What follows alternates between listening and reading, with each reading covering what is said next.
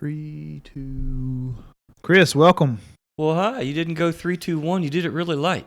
Yeah, just experimenting a little bit with the thing. I love our variants and how we open up. Welcome to another edition of Through a Therapist's Eyes, the podcast. Craig, you are the co-host. I am the Chris Gazdick, where we invite you to see the world through the lens of a real mental health and substance abuse therapist to create emotional growth. Being aware this is not the delivery of therapy service in any way. Feedback and discussions welcomed on our website, throughatherapisteyes.com, podcast blog tab. And I don't think we make a big enough deal, Craig, out of, they can email people, understand, directly at contact@throughatherapisteyes.com. Yeah. We haven't played that up enough, I think. You can do that. And that's a direct link to kind of make, more private comments. And that email address is on the Facebook page too, so you can go there and click right on it and send an email. You can also send anonymously. We picked up, I was going to make some announcements today, and we picked up a lot of new followers on our Facebook page, which I hope is translating into new listeners. And just to reiterate, you can go to the Contact Us link on our website and send in messages anonymously too. I think a lot of folks don't want to send in mental health type questions with their name attached to it, and you can definitely send stuff to us anonymously by doing that. So I'd welcome any feedback or any questions you guys might have, man. It'd be awesome if you got in touch with us. Got myself something to drink. Did I mess you up? No, I don't think you messed me up. Just a little bit of an uncomfortable silence to our listeners, maybe. But that's okay. This is the human emotional experience. Let's figure this thing out together, Craig. We're talking about finances tonight, right? We are talking about finances. I want to make a couple of announcements. So we got some house cleaning, is what we're going to call it, right? Maybe just a little bit. A lot of this stuff we normally cover at the end, but we've added some new channels. So now you can listen to us on YouTube. And right now on YouTube, it's just audio. But Chris and I are kind of thinking along the lines of doing video podcasts in the future. So you can see our shiny, happy, smiling faces. I'm worried about that personally. But right now, you can at least hear the audio on YouTube. I've also added iHeartRadio and radio.com. And maybe by the time this comes out, Pandora will be there too. I'm working on publishing the show on Pandora. I'm excited about that YouTube thing, man. Yeah, I think that's going to be fun. It really is. I think that's going to be fun. When we, that's where we're growing. Yeah. We're growing the show and doing different things. So I always say to people now, stay tuned, because we do. We got a lot of creative ideas and doing things, Yeah, we got some more surprises up our sleeve too. So stay tuned. But right now you have more options to listen. I think for now I'm renaming the fun fact. Can we go to that? Yeah, depending on what you're going to call it. Know us better. Okay. That's not bad. That's Let's good. play around with that. Yeah. Can I hijack this one? I want to hijack this one. I don't know whose turn it is. I don't either, but go ahead if you got something. Man, I've had a stressful time lately. I have had a lot of stuff going on, Craig. You kind of know about all of that. I tell you, one of the things I really do for self-care when I've got one of these kind of burnout days or, I'm really stressed out kind of things, I will literally just try to relax, and get home. I take my clothes off pretty quickly, immediately, and I imagine that as my armor. Well, sometimes when like now, I'll go to the sink and I'll kind of just wash my hands and I'll visualize, just taking the stress of the day off and rinsing them off and having just clean hands. And I just did that a little bit ago, just to really clear my brain and get grounded into a set space. So washing your hands is kind of symbolic of washing the stresses of the day away. Absolutely. Oh, interesting. Yeah. But I got to tell you, man, I come out here and we're getting ready and mics aren't on yet, and I gotta tell him, Craig, I don't get it. I don't get it at all. Like I'm looking at the counter and he's got like a glass and he's got like an egg or two, and he puts like another egg in, and he puts a fourth egg in. We got raw eggs. I'm thinking sunny side up. I'm thinking like scramble. I'm thinking poach. I'm thinking something. And this man who's sitting next to me, everyone across the world and the nation, like, dude, he takes the glass and throws it back. Like oysters or something, man. I'm shocked that you think this is such a big deal. Yeah, I could do that. Now, so this is really too fun. This is too get to know us, whatever man. you're calling it, right? Yeah. So yeah, you wash your hands to Calm approach down. the stresses of the day, and you've outed me for drinking A glass full of raw eggs for dinner. I'm sorry, you can edit it out if you really need to, but No, we'll leave it in. That's cool. yeah, Yeah, that's 4 cool. Yeah, eggs, 4 Wow. eggs. Yeah. I mean, I've seen that in Rocky, man. Oh, Adrian. Man, raw eggs. Email us in and see how many people eat raw eggs for. That was dinner too, right? Yeah, how's dinner? That's like dinner. Yeah. Yeah. No spaghetti. No spaghetti. No That's bacon. low carb. Low carb Pancakes. for sure. No pancakes tonight. Wow. That's cool, man. Good for you. I told you I'm stuck there, man. We got to talk about finances. This is going to be a cool show, I think. I think so too. You know, I get excited about talking about finances. Not because I love money, but because I think people need to be educated on finance. And education is an interesting word that you use, Craig, because, I forget what we titled it. Finances, expensive stress to mental health is what I think I called it. I think you're absolutely right. And there's a lot of people that do financial education. I mean, you look at financial investing. Man, I'd like to reach out to these people that I listen to since you turned me on to podcast, TPI, The Investors Podcast. It's an awesome podcast out there, y'all for business. And The Investors Podcast? Yeah. I haven't heard of that one. TPI, man, or TIP. And I really enjoy it, and they have a lot of awesome things. And they talk a lot about information and finances. And, dude, I can't tell you how many times my mental health brain is buzzing, and they talk about it on there. Yeah. I don't know that people need as much education about simple dollars and cents and whatnot as much as we need to connect the dots to the way that we feel and the way that we manage and spend and save money. I think that's a big connection, and it's not one that's talked a lot about honestly, probably in the finance world. Now, you're in that world. Do people talk about mental health in that world much? No, I'm in the technology world. Oh, well, I So, stand corrected. That's true. I'm in the technology world, so no, I am not in the finance world. However, I mean, you think about the stress and anxiety that go into people's finances. You know, just looking at some statistics here on debt.com, and I'm surprised it's this low, but it says 49% of Americans are concerned, anxious, or fearful about their current financial well-being. Oh, yeah. That's no surprise. I think that's Sounds probably low. a low number. Yeah. Or a large number just don't care, one way or the other. Underreported or under not honest. Or not maybe not honest. But, I mean, financial stresses and worries are huge. I mean, that's a big cause of divorce, arguments over money, right? Mm-hmm. I mean, you're the therapist, the expert.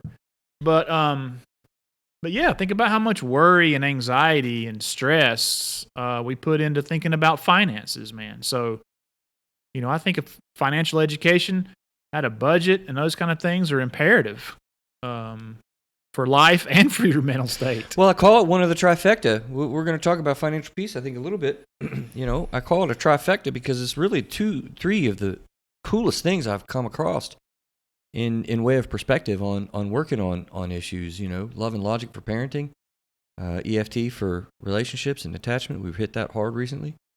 And this idea of financial peace, because he deals with the emotions of all of that.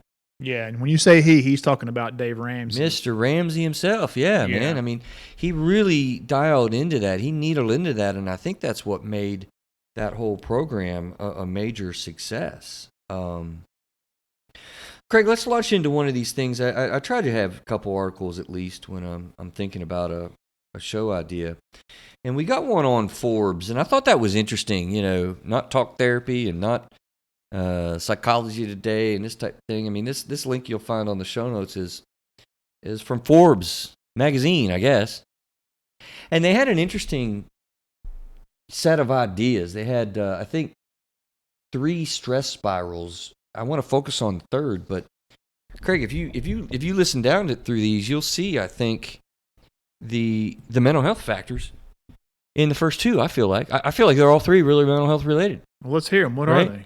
What says you? So the first one is stress spiral number 1 related to physical health. And they lay out like a revolving door where you have financial stress. That leads to high-risk behaviors, and that leads to poor health. which leads to further financial stress. So it's just like this cyclical thing as it relates really just to your physical poor health. So finances highly related to health and healthcare. Second stress spiral they call delayed healthcare, right? So start out with poor health leads to out-of-pocket costs, leads to financial stress, leads to delayed medical attention, and back to, poor health. And, just pause right there. You ever hear of financial management skills or lists of things, and they talk about how, invest good, save, pay yourself first, lots of different concepts. And then you have like health, stay healthy, as how to be wealthy. I've always thought that's absolutely crazy. But it just occurred to me as I'm looking at these, that's how that's connected, Mm-hmm. Poor health and finances and worry and anxiety about finances is a big part of our health, isn't it? Oh, absolutely. Absolutely. Yeah. So the third one that they looked at that I thought was pretty cool, their stress spiral number 3, and it's mental health. Let's give you a little test, Craig. Don't cheat on the show notes in front of us. See what you see what occurs to you. Which episode we talked about this, maybe, right?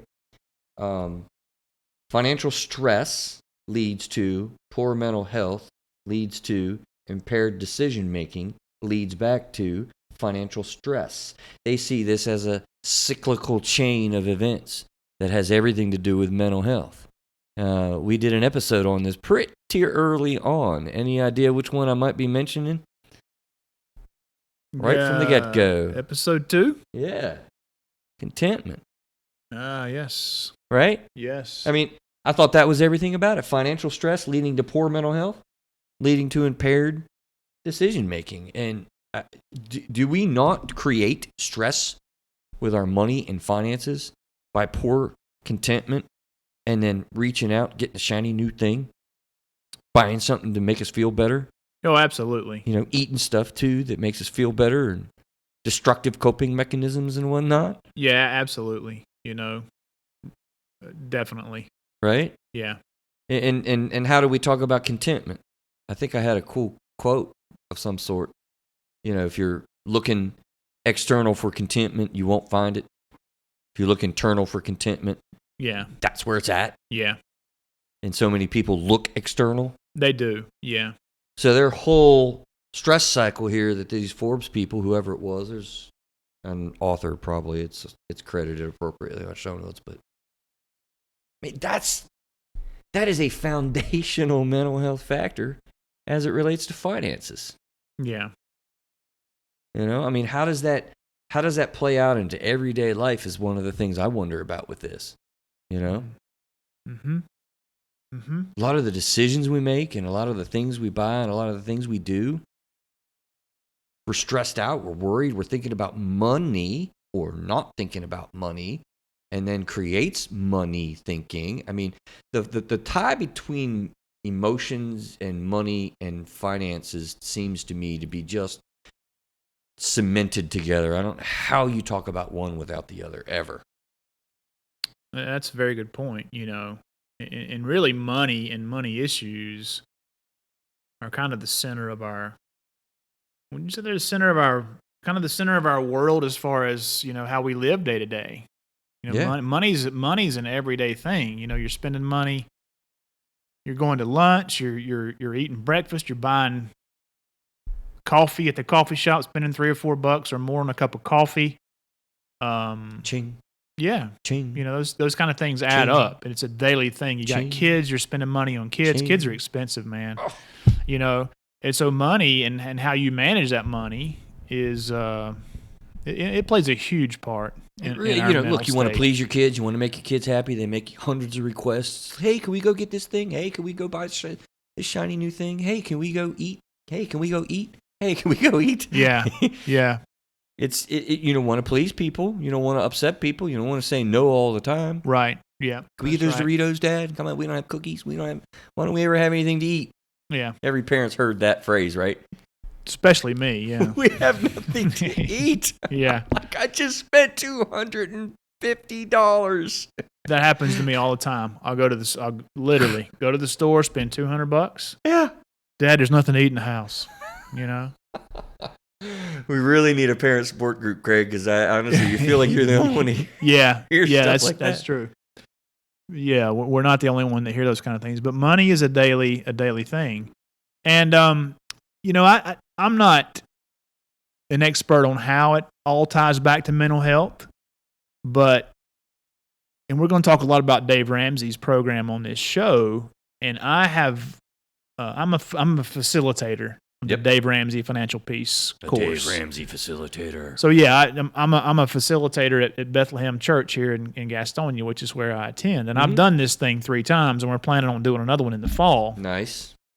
Yeah, and it teaches people the basics of budgeting and living without debt and having some fail back money. There's really 7 steps to Dave's process, and we can talk into more detail about that as we go. Kind of as we go.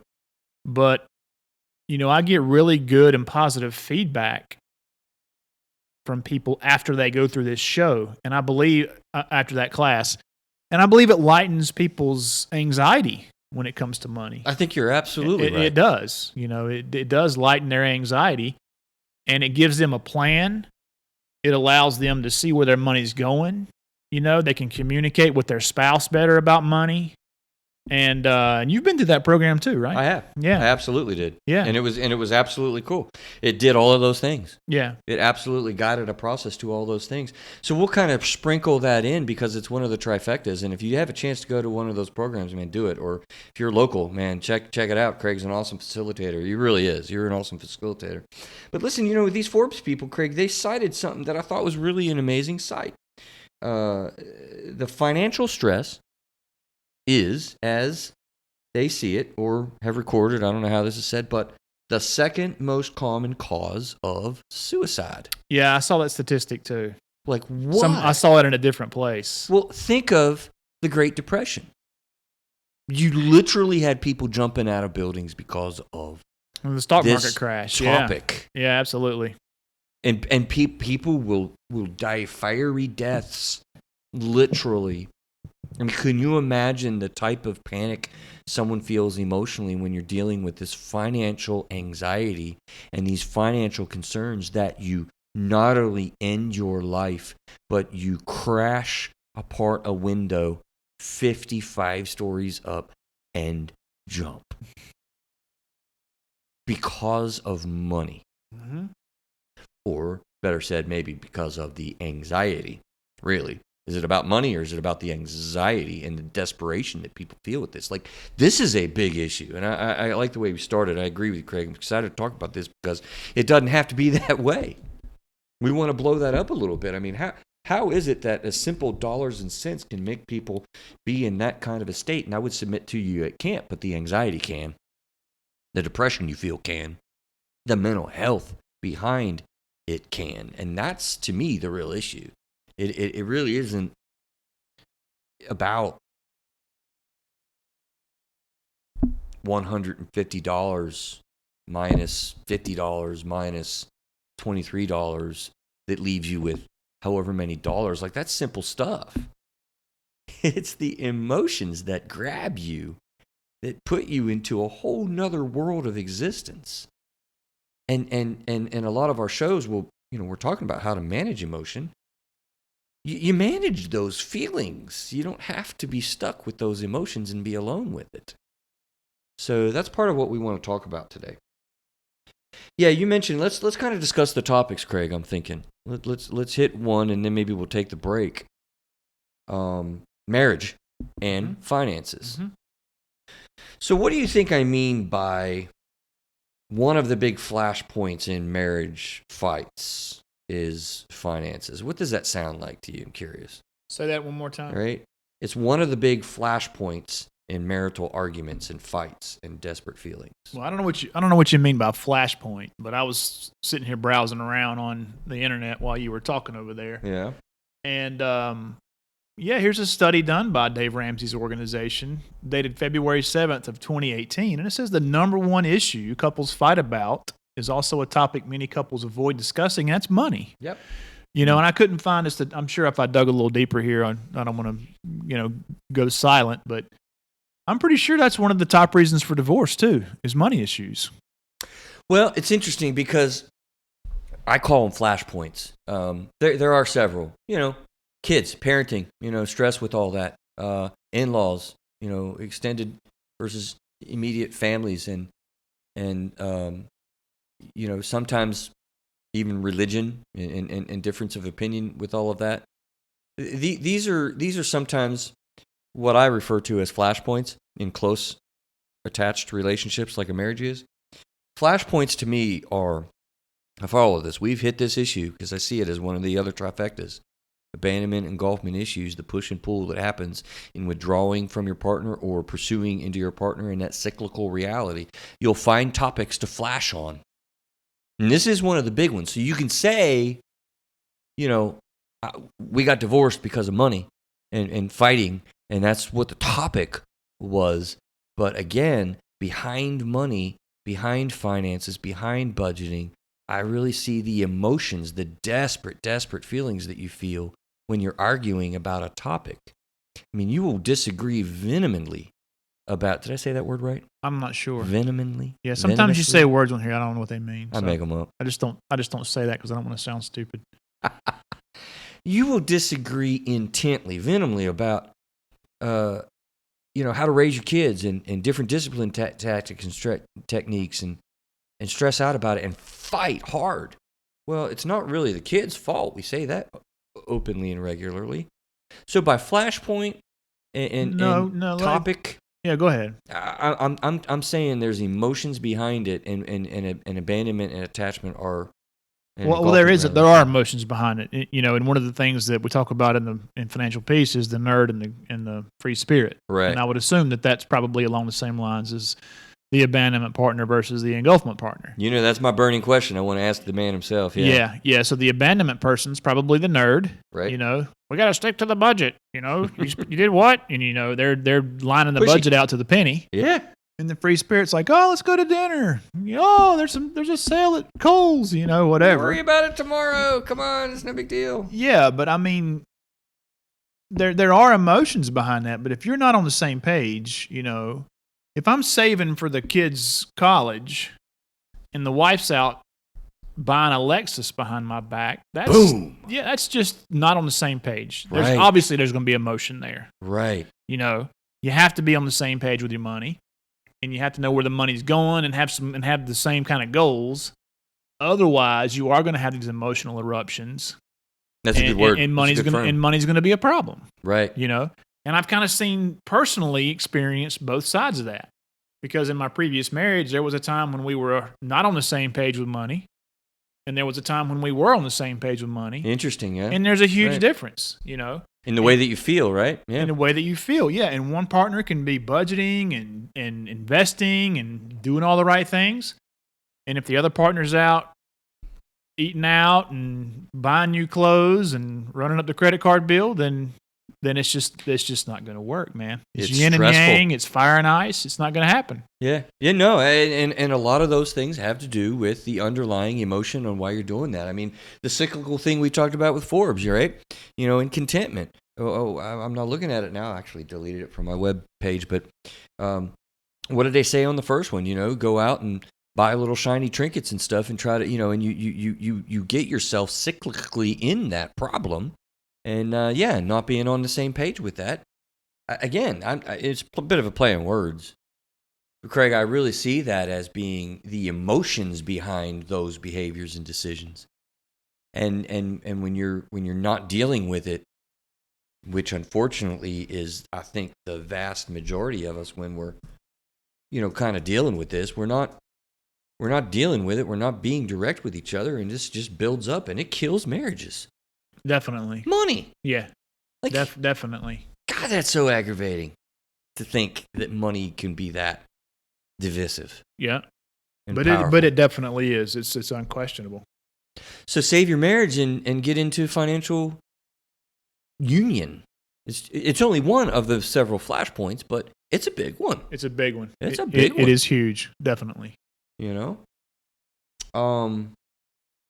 Let's go ahead and take our break. I think it might be a little bit early, but because I think that there's a couple of other cool topics that kind of really factor into the way that I look about how mental health and substance abuse factor into financial management and financial stress and the intense emotional topics about money. Okay.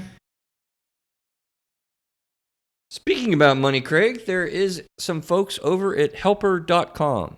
Not to be confused with therapisthelper.com. I do that so often, right? Helper.com. Yeah. I think you did it last time. These guys are awesome at helping you manage money professionally in your therapy practice. And I think we've picked up a lot of therapists, Craig, frankly, on the show and in Facebook and whatnot. We were talking about that today. Therapist Helper is a great way to manage your practice. They do electronic medical records, help you manage the client ledger. It really, if you're looking at kind of trying to make a switch or even start out, this is a great program to check out to really get geared up with several aspects of running and owning a therapy practice. I know that from experience. Thank you to the folks with Therapist Helper at helper.com. Addiction. Back to the show with financial stress and expensive stress to your mental health. Have you ever heard of debting addiction? No. Right? No, I have not. You heard of gambling addiction? I've heard of gambling addiction. We've talked about that several times. Process addictions, video gaming, eating, sexual addictions. Social media addictions. He agreed with me, man. I know, right? I was very happy about that. I ain't gonna lie. I got to quit trying to throw that in there. I'm not gonna lie.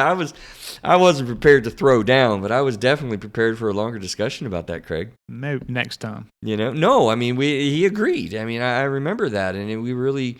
I was a little bit surprised with that, just because of the way that people. Maybe it's just a vernacular and the way that people speak and use lingo in in our culture with addiction. But social media not really being addictive, but there is a thing called debting addiction, and that was actually a little bit of a new term for me. They have Debt Addicts Anonymous, DAA. Did not know that. Yeah, right. You got Alcoholics Anonymous, Sex Addicts Anonymous, Narcotics Anonymous, all these different anonymous meetings. And by the way, if you have any problems with that, what works best for most is the 12-step program. I will say that very clearly. But debting addiction is something that was a little bit new to me a year or two or three ago. So, at least a few years ago. It's holy cow, when you talk about financial stress, Craig, and the cyclical sort of emotional issues, I mean, it meets addiction-based diagnostic criteria for addiction. Debting. What is that, you might say, and how does that work? Well, you think about gambling, you really get, as an area of your life, into, the sheer thrill of getting it over and winning big. And, have you ever gambled, really, Craig? Poker night or whatever? I need to get a poker night with you. I took a business trip to Las Vegas one time. Okay, here we go. And, I'm in Charlotte, North Carolina. And there was some guys from our California office that met me in Vegas. And one of the guys, Brad Warrender, taught me how to play craps. And nice. So, that's one of the most fun things I've ever done is play craps. Craps? Yeah. Nice. Yeah. But I hated losing, man. I left Vegas with $150 higher than I came with. Nice. But yeah, losing stinks. I don't think I could ever be a gambler. I can't sit down. I can't even sit down. I mean, the thing is, if I'm sitting down with you and you're trying to take my money and we're playing cards, I got no problem with that because I'm trying to take your money and we're sitting at the table. When I sit at your business establishment's table and I know you're trying to take my money and you got the odds significantly slanted or even slightly slanted in your favor, I just can't sit down. It just doesn't. I can't. I've actually tried on cruises. I've stared at the table. It's like, I'm going to do it this time. I'm going to take $200 and just spend it on that. And I just can't. But the thrill of the first poker hand when I win it, sitting down with some guys playing poker, it feels great. It feels awesome. Why did you like craps so much? I don't know, man. Everybody around the table gets into it, Yeah. And if somebody hits a 7, everybody, yeah. It's just a fun thing. It's powerful. Even if there were no money on the table, it would be fun. It was just a cool thing, man. It was it'll hop you up. Yeah. I mean, I honestly, I don't want to say this on the mics, but I guess I will. I mean, I gotta conceal, my hand shaking with excitement when I reach out for that first pot. When I won that first poker hand and I'm pulling all those chips towards me, it's like, oh, this is awesome. And after the first time, calm down. It's like no big deal, and it's just kind of having fun hanging out with the buddies. But there's a rush. It's free money. It's money. Yeah. Money in your pocket. Like I took money from you. There's something to that. Right. And your endorphins do get kicked off. You get rushed. You get a rush. Anybody who's been to Las Vegas, man, I mean, they're probably going to realize, like, oh, man, like, I'm all charged up. I'm thinking about it before I even get there. That's all fun. But when you look at financial stress and you mix in the topic of those of you who have experienced addiction, I remember a lady early in my career who was in recovery. I won't say her name. I was going to call her my nickname in my head, but I won't even do that. I learned so much from her. She stressed me out a lot, I ain't going to lie. But she was like, man, there's no way I would ever take a job in Las Vegas. I mean, this woman was like multiple years sober, 15 years sober. And I heard her say that, and I was like, why? Why would she say that? And I didn't know much about process addictions then, But man, for somebody who's in recovery and they get into financial stress or financial issues or financial behavior and they're playing the lottery. Look, you and I don't have addiction. We've established that in our lives and we understand that. It could be habitual. Like we talked about with the screens last week. Yeah. Excellent show. If you didn't catch last week, you've got to hear that one, by the way. It's in one of those not miss ones. Not that this one isn't a non-miss, but... No, they're all not miss. Habitual behavior is just poor budgeting, getting into, some debts and some credit card debts and whatever. When we're talking about debting addiction and the thrill of what people get into with that or gambling addiction, Craig, can you imagine being $57,000 in debt on cards? Can't even imagine that. Right? Can't even imagine that. So, but let me ask you something. I don't think I'm clear on what debting addiction is. I'm getting there. You're getting there? Okay. Yeah, I just want to make sure we didn't get off track. Okay. That's the thing. Habitual use, you might pop up, hundreds of dollars on your credit card. Oh, or even really poor decisions on thousands of dollars. Thousands of dollars. A lot of people have credit card debt. Did you ever hear a statistic on what the average credit card debt is? I have not. Pop out on Google. I'll be curious to hear what that is. Average credit card debt.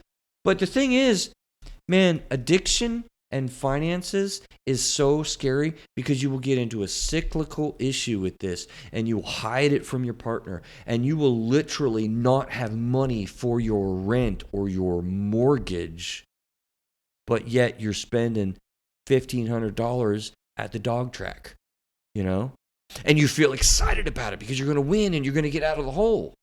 Well, how is that different than... Debting addiction is the same sort of thing where you get into this cyclical thing. I'm going to pay off this bill. I'm going to get into this thing that we need to buy. Or I really need to feel better. I feel horrible. Let me buy this and buy this and buy this. And your 1,500, 500, 700 purchases get into debting to, again, I'm not being honest with my spouse, but I got $32,000 in debt. Is that really an addiction to debt, though? Yeah. Or is that trying to cover some emotional issue by buying something new? Connected. But the thrill of it is, with money, that's like a legitimate thing that you do. And then you want to get out of it. And you get cyclical pain spots with clinical diagnostic issues. Yeah. How much of those kind of things go back to trying to impress people?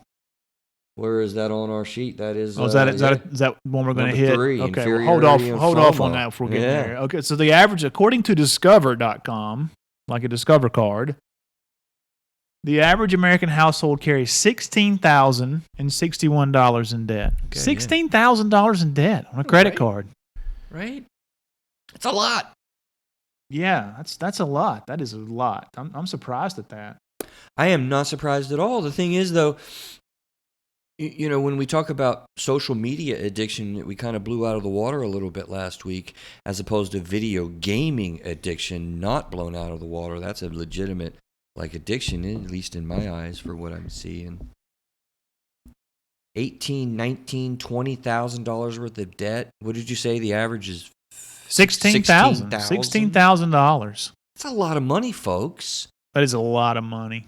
I have talked with people with debting addiction that have $62,000 in credit card debt. Credit card debt. Man, I can see why the suicide rate's high for money issues. Then I mean that's crazy. Right. Sorry to the listening audience, my ringer just went off because we live in a cell phone society, man. Yeah, it happens. That's interesting, though. It is, man. Yeah, I think what I'm trying to draw a distinction with that is Craig, as a substance abuse clinician, there's habitual behavior that's bad, and that can be thousands of dollars, and that's rough. But when you're really thinking about addiction, I mean, you can get dug in so deep. It's so horrible. It's so big.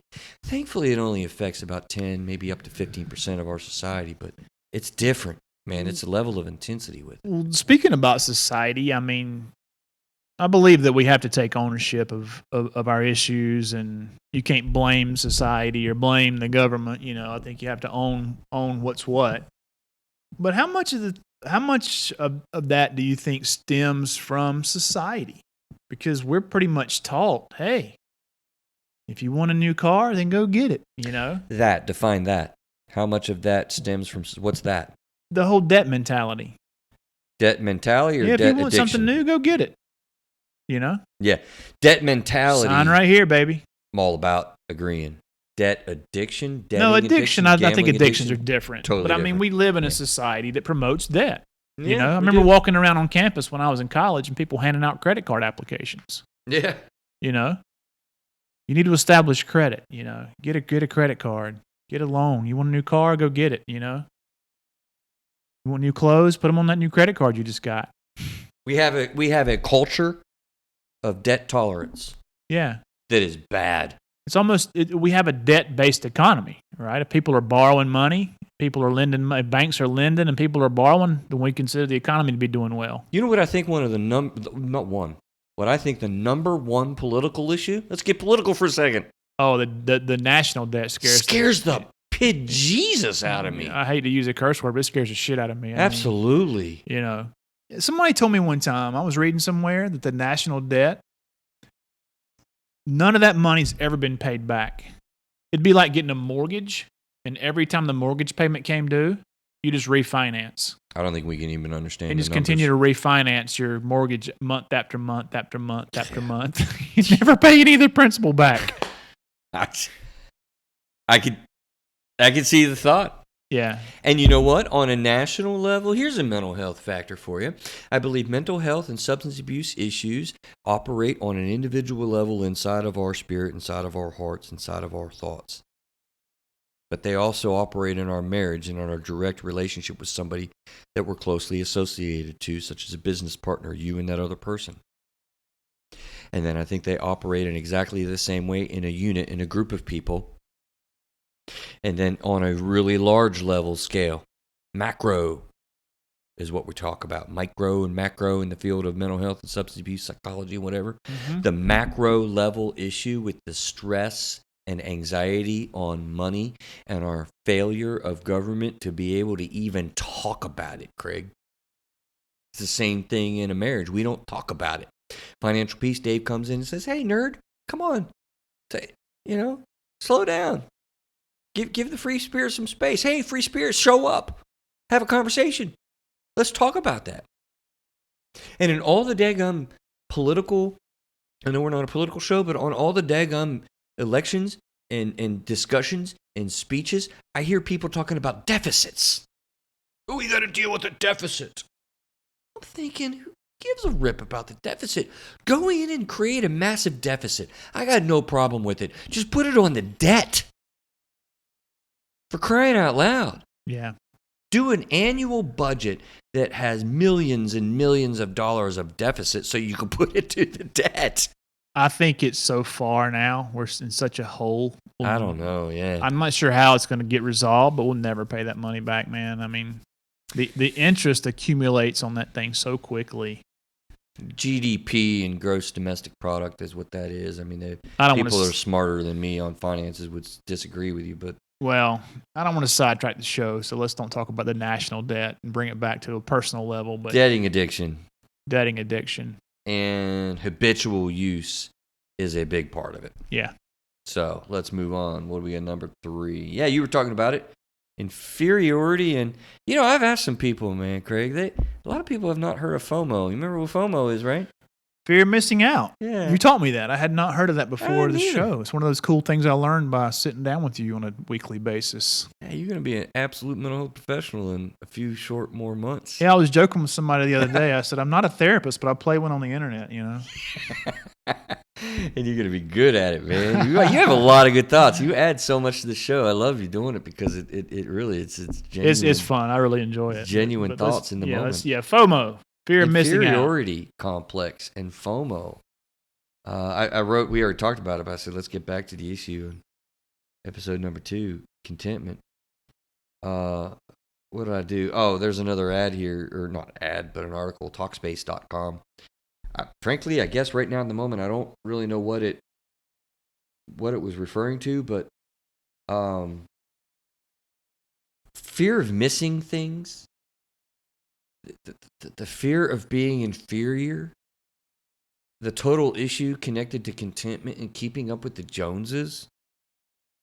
That we can't talk about finances and expensive stress to our mental health without saying, you can't allow those, Craig, I might even almost say evil forces or tools to kind of come into your psyche when you're trying to decide, do I spend this or not? If you're feeling inferior to people and not comfortable with yourself, or having a fear that, all these people are having an awesome time out on the lake and I need to buy a boat so I can be a part of it. Yeah. That kind of stuff blows my mind. Does it? It does, because I don't really care what anybody else thinks. Well, a lot of people would say that. I'm glad you said that live. But people don't, Some people do. I saw an ad recently. Maybe not recently. I guess at the beginning of the school year. And it was a Lexus ad. And Lexus makes a nice car. Yeah. I drive a Lexus. Mine's an 06 and it's paid for. But the ad said, be the envy of all the other parents in the school pickup line. Oh, you were talking about this. Yeah, and it was an ad for a car. And I thought, what a crock that is, But then Playing I thought on emotion. But then man. I thought, no, that's brilliant. Because a lot of people, and I hope I don't offend anybody by saying it, but a lot of people will go out and buy that Lexus just so they can be the envy of all the other parents in the pickup line. I think it's an insidious reality, even, Craig, as you say, hey, I don't care what people think. I can't tell you how many people in my personal life, and professionally probably, but I hear people say that. I don't care what people think. Heck that. I'm going to go buy that Lexus, man. Why do you think advertising works? That's what I'm saying. People do care. I'm thinking you and I sitting at this table, you just said, I don't care what people think, and I would challenge you. I think you do. Well, I didn't go buy a new Lexus so I could piss everybody else in the pickup line off, And but that's the thing. I think I want the listening audience to be tuned into and to be smarter, to be emotionally smarter about. And on certain levels, I do care what people think. That's why advertising works. But I'm not out buying a new car, a new house, or new clothes. In that instance, you managed it. Because I'm worried about what somebody thinks. In that instance, you managed it, and I think that's the main point. And that's kind of what we're talking about, is or at least the finances. I don't think I can't recall buying anything because I was trying to impress somebody ever in my whole entire life. Oh, come No, seriously. on, man. Maybe there's something back there I can't think of right now, but I don't think I've ever done that. You've never bought anything to impress somebody? No. A girl? Nope. An expensive meal? I mean, I might have taken a girl on a nice date to impress her. Yeah. But I didn't buy a new suit or a new set of clothes or a new You're not all house or a flashy, new you're not all- TV. yeah. Hey guys, come over to the house and watch my new TV. I got a 4G or whatever the deal is. 5G now, buddy. Whatever. It's 5G. I mean, that's just I haven't done that. Yeah, I think a lot of people would agree with you listening to that, and I think I kind of agree with you too. But if I'm being really honest with myself, I mean, I worry about it. You know, I'm terrible at, you know, buying clothes, for instance. I just don't care, and I probably feel like I should care. Wouldn't that thinking I should care about it kind of that point, you know, and feeling, you know, inferiority and fear of what other people think? I mean, nobody wants to be judged. So, you know, do I look nice enough today? You know, do I have enough, you know, bling bling on? I mean, I think that it's easy to agree with you, Craig, and 90% of our audience would agree with you. Not many people are going to be insightfully aware of their emotions at play with that particular topic. And I want us to be emotionally smarter about that.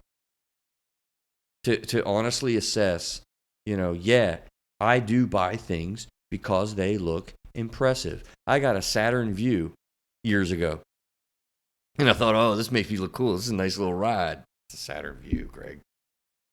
And I didn't buy it because of that, but I felt good about having a big SUV. Ended up being a daggum lemon, and I don't mind saying that on the air. Well, I mean, you know, there's things that I'd like to have, material things. You know, I have a dream car. I won't tell you guys what it is, but I don't have that dream car to impress anybody. A Lamborghini. Well, no, it's not even that. Oh, I would love to have one. You know, but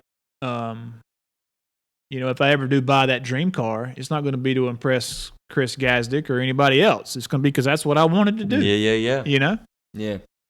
Yeah, we've probably gone enough far with this to think, you know, I think it's a factor, and I just want people to be aware of it because I know that it plays into psychology of the human emotional experience, and that's why people spend so much money on the ads because everybody has a smartphone. Everybody has an iPhone. You need to have an iPhone or you're not good enough. I mean that's why that stuff works, man. Yeah, I've still got a 6 Plus iPhone, right? Yeah. And you're not good enough. The reason I bought a 6 is because I dropped my 4 and smashed it to pieces and had to get something new. Yeah. You know? Well, I actually got an iPhone 8, man. I'm ahead. Maybe I might have to get a new phone then. I know, right? The only reason why I have it is because my Android broke. I'm going to get an iPhone X. Chris, I'm going to get an iPhone X when we finish recording. Oh, dadgummit, man. Then I'm going to have to get the 10. We do that as much as we make fun of it and get a little silly with it. Like, we do that, man. People are going crazy out there trying to buy I mean, do you know how much money people spend on name brand jeans that I can't even say what they are? Yeah, Dave Ramsey has a thing he says about spending money on things to impress people that I don't like or something like that. I know exactly what he says. That's going to kill me now. Spend money to impress people that I don't like and that I don't know and they don't even know me or whatever. Yeah. I'm going to have to look that quote up before the show's over. Check that out, man. We're going to Google today.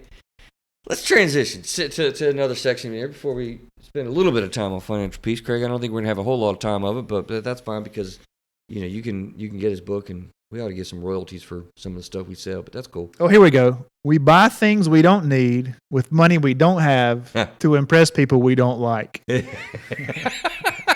mean, dude, it's human behavior. It's a true statement. Say it again. We buy things we don't need with money we don't have to impress people we don't like. I think that's totally true. And if you are sitting here listening to us right now saying, oh, that's not me, you're lying to yourself, I think. Maybe not, because I wasn't lying. At least I don't think I was. Well, I think you're not. You may not emotionally have thought about it on that level because I think am I willing to make that statement? I think we all do that statement. 100%. Yeah. 100%. I disagree, but anyway. Maybe not. Let's move on. Check out life stages and the fear of money. This was just my own little brainstorming, man. put my spectacles on here because I carry them with me now. God, it's terrible, Craig. Life stages and fear of money. A, teenage years, right? Will I have enough? B, young adult stage. How can I really make it? College debt. Oh my gosh. See, newlyweds and babies. How the heck can we provide for this whole family? What are we going to do? Midlife crisis, if you will. I haven't accomplished, all caps, it yet. Older adults. I can never retire. I'm going to have to work on and on and on. Elderly folks. I have very little. I have a fixed income. Is there a stage of life? I just brainstormed that, Craig, and thought through that. I don't know, even childhood. Do you think kids are even aware of that? Maybe not childhood because they just don't have that developmental awareness yet. But is there a stage in life that this doesn't affect? No, there's probably not a stage in life that it doesn't affect. Negatively, potentially, usually. Potentially. Yeah, I would say potentially. I mean, I'm shaking in my boots when I think about retirement now. Yeah, I think retirement's a BS concept, man. Really? Yeah, and it's a fairly new concept if you think about it in the grand scheme of time. It really is. You work until you're 60 so you can quit contributing to society. I mean, I think that you have gifts and talents that you should utilize throughout the remainder of your life, Are you saying people retire? The concept of retirement is not historically sound in human. I think that's what I'm saying. Existence or whatever. Yeah, I'm not sure when retirement came along, and I can hit Google for that too. We are totally Googling. But I mean, I think that people should find something that they enjoy doing and continue to contribute to society throughout their life. I mean, why would you quit contributing? I mean, if you can help, if you're 60 years old and in good health, why would you stop helping people? Why would you stop therapy with people that you can help so you can sit at home and plant flowers and work in your garden? It's an interest. I honestly never thought about that, Craig. I mean, 60 Minutes did a show on a man. He was 92 years old. This is several years ago. And he was a barber, and he ran his own barbershop. And they asked him, they said, do you ever think about retirement? And he says, well, yeah, I think about it every now and then, but everybody who I know that's retired is dead. And he said, so I think I'll just keep on working. And I think there's some theories that people lose purpose when they retire. And big time. I can tell you that's an emotional issue. So why would you lose purpose in life? Yeah. Why not continue to do something productive? And maybe you do something you absolutely hate for 40 or 50 years, which I think a lot of folks do. Right.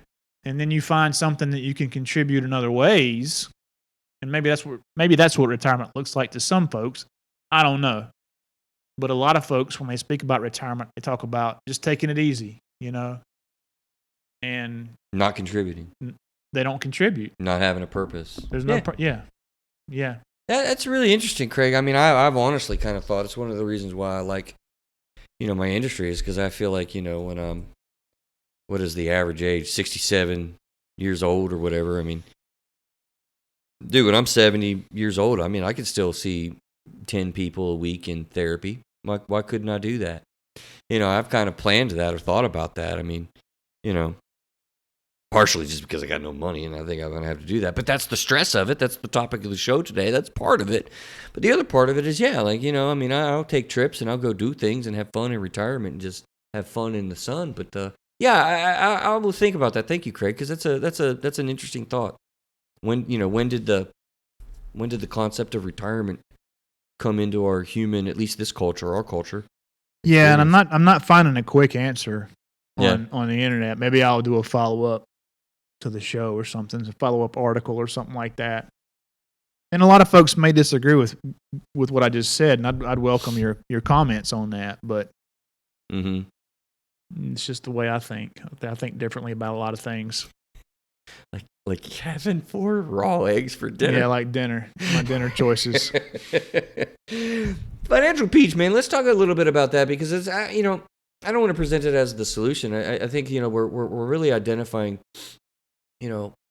helping people think about, helping people be aware of their emotions when it comes to money and finances. I mean, if you can be more aware of how you feel about these things, and we've done a good thing here tonight, but there's lots of solutions. I mean, manage your emotion, young man. Manage your emotions, sir. Ma'am, take care of yourself internally, and you'll be a better financial manager. You'll be a better steward of your resources. Yeah. So, but I think financial peace is is a good place to start. What says you? Yeah, I think it is. Quickly, if I could jump back to that retirement question. Oh, yep. I just found an article on All right, too late. on Says the too quick, on the man. Atlantic. Too slow. It says the idea was first introduced in 1881 by Otto von Bismarck. I know that name, man. He was the conservative minister president of Prussia. Right. And that was when the idea first came along. And it said before then, people did not retire. Really? Yeah. And just kind of browsing over this thing, it says that where did I see that at? We're not on Wikipedia, are we? No, this is theatlantic.com. It says in 1935, the official retirement age was 65, but at that time, the life expectancy for Americans was only 58. Right, you weren't going to... Oh, gee, wait a minute, really? Yeah, so I mean... Life expectancy 58 and retirement age at 65? So in essence, really, there wasn't really a retirement. Maybe a few people got to retire before they died, I guess our retirement age now would be like, what, 107? Yeah, so as people's life expectancies have, and that's one of the problems with the Social Security system is, back in those days, you were only expected to live a few years after you quit working. Yeah. And now people retire in their mid 50s, early 60s. They might live 20 or 30 more years.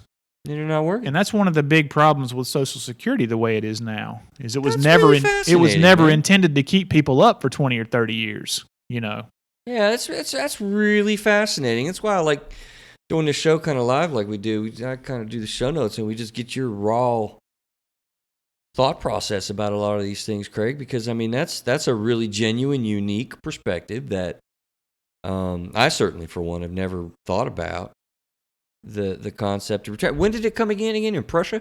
18? Yeah, that was the first idea of it, 1881. 1881, so, Yeah, and there's a lot more here, but that's just hitting a couple of highlights that I was able to quickly find with a little bit of time that we do have. That's pretty fascinating because I think that there's a lot of emotion in that, and and you kind of look at how the the Industrial Revolution kind of brought in a change of cohort mental health. That's a weird term I just created up in real time. Cohort is the age group of a person the age group of a group of people, and the mental health is as we talk about, but the cohort mental health switched big time around the turn of the century. Yeah. That's fascinating. A lot of concepts in society today are really new things. And we think they're old and people... Yeah, and people get their feathers all bent out of shape when we want to change something when it hadn't been around that long in the first place. Yeah. That's a whole different thing. So to our listening audience, Chris and I are not going to retire from doing this podcast. So we'll be sitting here when we're 90 years old. 107 years old. Hammering out mental health podcasts. Dude, I love the idea. I really do. I think that's fantastic. I think it's fantastic. All right, let's get back to financial peace. I agree. I think that there's probably different programs out there that teach financial literacy. And I would encourage you, listener, if you don't have financial literacy, to go out and educate yourself. All right, what's financial literacy? What do you mean? Just knowing how to budget, knowing how to pay off debt, knowing what the effects of credit card debt is, and investing. And I tend to like Dave Ramsey's program for the average person. There are different ways and different teachers out there who are teaching financial literacy and ways to make money, and a lot of people talk about using debt and other people's debt to make money. There's lots of real estate courses out there now, no money down, other people's money. We seriously need to do it through a therapist-sized financial class. We definitely do. We definitely do. But the Dave Ramsey program really goes on 7 steps, and what I see from the people that I take through that course is it gives them some hope. Yeah. because right now a lot of people are living paycheck to paycheck. Oh, and he hates that phrase, doesn't he? Yeah, I was just browsing here earlier, and I think it said that nearly 80% of American workers, 78%, say they're living paycheck to paycheck. You know? Where did you get that? 80%. That comes from CNBC.com. That statistic does. So, I mean, Wait a minute. Say that again. 80% of Americans say they're living paycheck to paycheck, according to a 2017 report by employment website Career Builder, and that's from January of 2019. So that's shocking. That's current information. It's sad. Yeah, it really is. So what this program does? People are burdened with debt. They don't know where their money's going. They're arguing with their spouse over money. You know, that's a big issue we talked about earlier. And what I've seen this program do, man, is give people hope. So it teaches basically there's 7 steps to the Dave Ramsey to the financial peace program. Yeah, we're not going to go through all that. I'm not going to go through them in detail. I am going to tell you what they are, because I think I'd be doing you an injustice if I didn't. Okay. But step 1 in that whole thing is to save $1,000 for an emergency fund. So if you have any kind of your washer goes out, your HVAC breaks, here it is coming up on summer, then you'd have the money to pay cash to get that thing fixed. Okay? So that'd be step 1. Step 2 is pay off all your debt. And in the process of all this, we're learning how to budget. Okay? So you're seeing where your money's going. So we pay off debt through a process called the debt snowball, which is where you line up your biggest to smallest to biggest debts, and you start working the smallest and work to the biggest. Okay? And there's also some psychology in why we do it that way. I'm not going to go into that today or right here. Step 3, once your debt is paid off, and people pay off massive amounts of debt. We're talking about $100,000, $200,000, $300,000. Oh yeah, within just a short time frame by using this program. Once all the debt's paid off, you're going to put 3 to 6 months of money in the bank for a rainy day fund, right? So a lot of people, these people who are living in paycheck to paycheck, if they lose their job, what are they going to do, right? But what a burden would be lifted if you had 3 to 6 months of money to fall back on. So if you lost your job or if something came up unexpectedly, you could dip into that fund and have that money there. I mean, that'd be a huge burden off of you if you had that.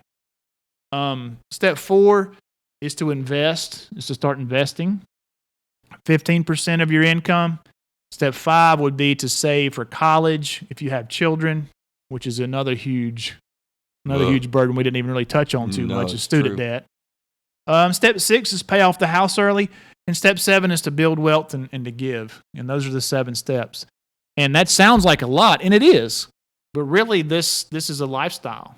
It's a way of managing money is a daily, monthly, weekly, yearly lifestyle choice.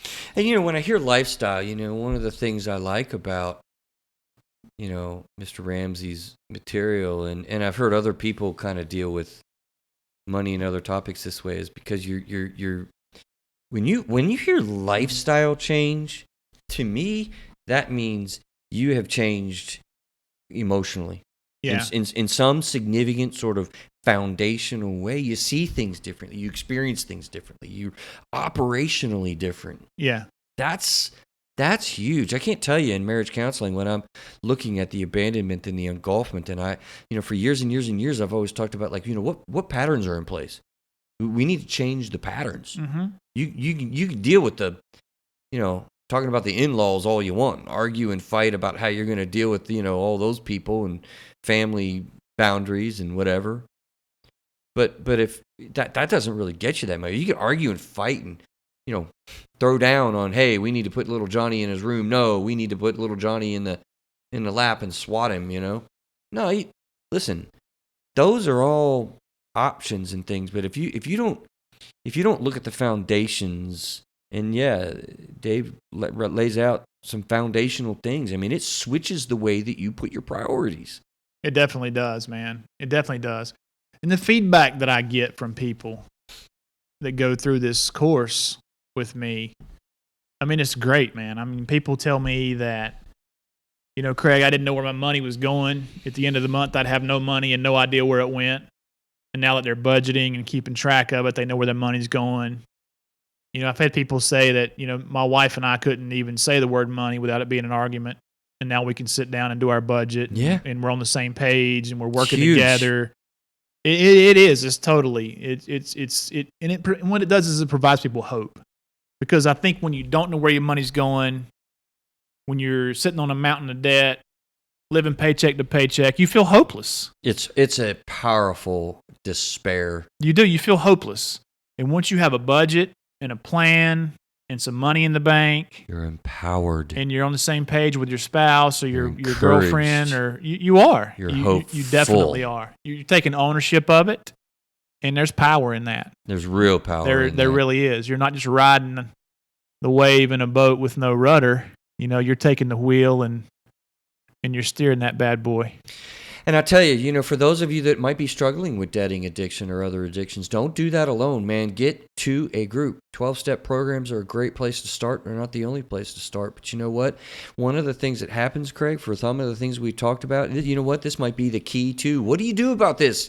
Guys, therapist, person, well, don't be alone. Get with somebody. Get with people. Bring this issue out into the open. Craig, I want to suggest that coaching, we talked about for you, you could do this right now with people. I mean, right now, being alone and isolated in a state of despair and hopelessness, feeling like you live paycheck to paycheck. My God, I hope nobody out there is feeling suicidal. It's number one freaking cause of suicide. Do not be alone with this issue. Yes. And as far as education, there's all kinds of books in the library. And there's if you don't have money to buy a book, go to the library. If you do have money to buy a book, then Dave Ramsey's got several books you could buy. There's other financial people. Susie Orman, I believe, is her name. Has written some books. She's big. She's very perspective on. You're right. I'm glad you mentioned her name, man. She has done great work in particularly women and perspective of women. Yes. Taking control of their money and their lives and their feeling and emotion based on money. She's awesome. Yes, there's she's very empowering. Lots of good books out there.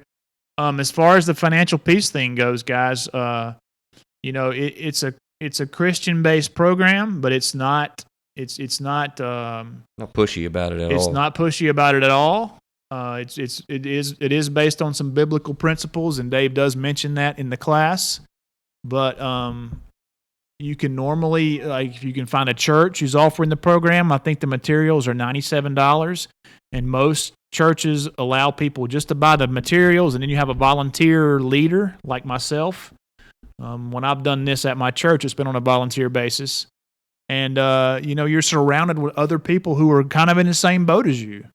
And nobody's calling out, hey, Chris, how much debt do you have? How much money you got in the bank? There's nothing like that. It's a completely safe kind of environment to go in there and learn and be with people who are like-minded. And I think there's power in that too. And I think there's a personal touch. And Craig, I want to plug, because there's people listening to our show, and where do I go and where do I turn? And we're giving you some opportunities and some options and things. And I want to say that really, I think you are a great resource as well. Don't be humble about it. Financial coaching is something you're interested in doing. I think you said you have or a website developed or will have. We'll develop a link on our site. And I'm going to put a products page on our website, and we're going to list this as a product. Now, obviously, I can't do it as a volunteer in this kind of setting, so I would have to. There'd have to be some kind of something there. But I'm happy to have a conversation with people. Or even step them through that thing, like you said, Chris. Maybe do some financial coaching with people if I can. Because I'll tell you, let me just jump in, Craig. Because I'll tell you, the emotions involved in this are huge, and don't think that it's complex numbers and in sense like that. I mean, you could certainly help with investing. People even that are wanting to invest and know a little bit about investing in the markets or exchanges or various tools along those things. It's the emotions with it. And, working with you, Craig, I think is a great way to kind of look at that, either to build wealth or to get out of debt or to do the first very step of getting $1,000 and changing your mindset. Contact at throughwiththerapisteyes.com is a simple way to kind of start immediately. You could do that today, and you could do that today and any day. If you're listening to this in the past, that web email is going to be active for a long time. Contact at throughwiththerapisteyes.com. Going to have some links and whatnot. It's a good thing to do. If you want to connect with me directly too, I'm on LinkedIn, J. Craig Graves, and Instagram, J. Craig Graves. Or you can contact us through the Therapist Eyes Facebook page. I'm not going to give out my personal Facebook I don't think. And your cell phone number is what? Yeah. Your address? It's 900. Oh! Just kidding. No, but seriously, and I'm not an investor. I can't. If you're looking for a good investment or a good mutual fund, I'm not the guy to give you that. But if you want to talk about budgeting and debt relief and saving for an emergency fund, and I can help you with that. Absolutely. Yeah, I got a perfect way to wrap up, man. How's that? Let's talk about the donation button. Donation? I'm going to let you talk about that. We haven't really plugged it a whole lot, man, but we really do need people's help. I mean, talking about finances, I mean, it's real. We spend money on equipment and we spend money on subscriptions or prescriptions. We don't spend money on prescriptions, do we? Nope. Definitely not. No prescription spending on the street, but we do have subscriptions that we do to support the show, and really it's a big help. And I actually tested it through myself. I gave ourselves $1, man. Yeah. And it's an important dollar. $3, $2 per show per month. You can set it up. It gives you a thankful response. You can write it off. You keep receipts. It goes through PayPal. Really help us out. We look for you to help us out with the show. Yeah, it would definitely help. It'd help us to get the word out, and also we talked about being on, doing some video stuff on YouTube. That would help us with that. It really would. We need a camera. Chris and I both are passionate about getting the word out about mental health and mental health issues, and that would definitely help us to do that if you hit that donation button. And it is help us to grow the show. I mean, I've heard podcasts, where they're getting the ability to go to other countries and come see these people in Great Britain. I mean, we have some listeners there, man. Yeah, I'd love to be able to do things like that and really talk about mental health on a cultural level and how that works. I mean, there's a lot of really cool things that we could really do, but we do need that support. Donations would be awesome. We'd be very grateful, obviously. Another way to help us too is just to tell your friends. I mean, if you're loving the show, tell your friends, man. Word of mouth is like the best kind of advertising. And if you say, "Hey, I found these two great guys, Chris and Craig, on Through a Therapist Eyes, you should listen," then chances are they'll tune in. Yeah, you can find out more about us on throughwiththerapisteyes.com. There's links to our Facebook and also our Instagram. And I've also got a link on to YouTube out there too now with the Facebook and the Instagram. We were talking about that before. I didn't tell you that though, but I put that link out there. Do what? There's a link on there. You know how we have the Facebook and the Instagram button? Yeah. And there's a YouTube button beside that. Yeah, cool. So you can go directly to our YouTube channel. Gotcha. We have a channel from the website. That's awesome. We have individual entries for each show. So if you want to listen to back shows and get caught up, you can do it right there on the website. And as I mentioned earlier, we got some new channels, iHeartRadio, radio.com. Hopefully by the time this show comes out, Pandora will also be an option. They just started doing podcasts, man. They did, yeah. Pandora Radio is now just opened it up to the podcast. Because I love podcasts. It's been on a limited basis at first. Pandora, rather, yeah. Of course, we're on Stitcher and iTunes and Google Play and the usual suspects. Where are we going next, Craig? You tell me. You're the boss, man. I got a really interesting thing. We've got group discussions is what I've kind of been saying, because it's been kind of hard on the summer, and I've got several of them. That's why I'm not as able to say exactly what the next topic is. But I want to add one with service dogs. Therapy service dogs. As a matter of fact, you therapists listening out there, it's a big issue for us. Giving authorization and writing letters and approving, if you will. We're going to talk about that, but we've got an interesting person that has agreed to talk about her use of service dogs and how that whole industry works and how that whole thing works, and among some of the other group discussions we've kind of talked about. So some neat things coming up. Stay tuned, and I guess we'll see you next week, Mr. Graves. That's a wrap. See you guys soon.